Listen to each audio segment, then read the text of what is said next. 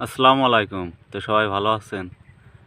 তো আসলে প্রচুর ব্যস্ততার কারণে ধান পেকে গেছে, ধানের বতর, পেঁয়াজের বীজ রোপণ বা বীজ জমিতে জার্মিনেশনের জন্য দেয়া হচ্ছে। বিভিন্ন কাজের জন্য আসলে পুরোপুরি ভিডিও দেয়া হচ্ছে না। তো আলহামদুলিল্লাহ দেখেন স্মার্ট বা শসার প্রত্যেকটা গিটেই ফল, প্রত্যেকটা গিটেই ফল সেট আছে ইনশাআল্লাহ। তো খুব ভালো রেজাল্ট করতেছে স্মার্ট বাইটা।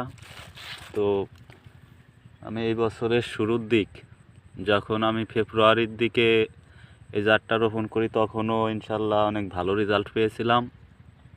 তো এখন যেহেতু দিনটা একটু ছোট, দিনের দৈর্ঘ্যটা একটু ছোট, রাতটা বড়, এই সময়টাতে স্মার্ট বা শসা দারুণ ফল দেয়। তো আলহামদুলিল্লাহ সেই ধারাবাহিকতায় আমার অনেক সুন্দর ফল দিচ্ছে এবং গাছ একদম 6 ফিট 7 ফিট লম্বা হয়ে গেছে ইনশাল্লাহ।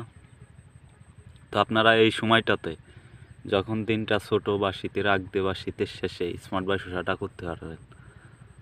তো এই সময়ের জন্য এটা একটি সেরা জাত।